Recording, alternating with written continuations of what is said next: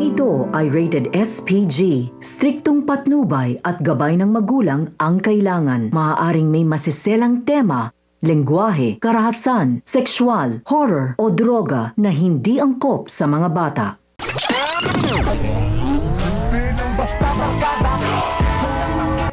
Hindi na nga alam ni Marites ang kanyang gagawin dahil sa muling pagbabangayan ni Rigor at Tinding. Habang si Roda naman ay kinausap na si Nita at Marsing dahil may gusto nang bumili ng kanilang mga alahas. Muli namang inalala na mag-asawa si Mokang sa pamamagitan ng mga gamit na naiwan nito mula sa kanilang lumang bahay na muntik-muntikan na ngang itapon ni Roda. Samantala, kinausap muli ni Celso si Chief Espinas upang itanong kung ano na ang nangyari sa kanyang apo. Kaya naman nagbigay siya ng ultimatum kay Balatukan na sa oras umanong hindi bumalik ngayong araw sina Tanggol at Bubbles ay papatayin na nito ang lahat ng kanyang mga kaibigan. Nakiusap naman si Mayor na huwag idamay si Bubbles. Ngunit iginiit ni Espinas na yon ang batas niya at yon ang dapat sundin.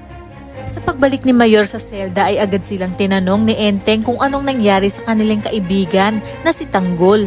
Ngunit hindi sila nakatanggap ng sagot mula kay Mayor. Sa kabilang banda, nagulat naman si Olga sa biglaang pag-alis ni Ramon. Nalaman niyang nahanap na ng mga tauhan ni Ramon si Mokang kaya't pupuntahan umano ito ni Ramon. Hindi maipinta ang kanyang muka dahil sa kaba. Batid kasi niya na mabubuking na ang pagpapanggap ni David sa oras na magkita ang tunay na mag-ama. Na siyang dahilan ng pagkasira ng kanyang mga plano. Nagpanggap naman na pulis ang isa sa mga tao ni Ramon upang malaman kung saang kwarto nag-check-in sina Mokang at Tanggol. Agad niya naman itong itinawag kay Ramon. Sinabi ni Ramon sa kanyang sarili na huling pagkakataon na umano ito ni Monique at kapag hindi pa ito sumama sa kanya ay hindi niya na ito pagbibigyan. Dagdag pa niya na hindi niya mapapatawad ang lalaki ni Monique at sa pag-ipot nito sa kanyang ulo at sisiguraduhin niyang pagsisisihan nila ang ginawa ng mga ito sa kanya. Di na nga nagtagal ay napansin ni Babos na paparating na si Ramon. Agad siyang pumunta kina Tanggol at Mokang.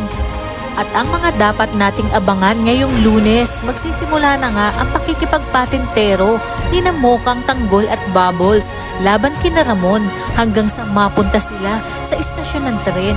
Hindi naman nakakapayag si Olga na magkita ang mag-ama kaya ito na umano ang tamang pagkakataon upang tapusin na ang mag-ama. Gagawa siya ng paraan upang hindi makita ni Ramon si Tanggol. Bubuksan niya ang fire extinguisher. Sinabi ni Ramon kay Tanggol na sisiguraduhin niyang papatayin niya ito at hindi naman magpapatalo si Tanggol. Ngunit nakapwesto na si Olga upang tapusin ang ating bida.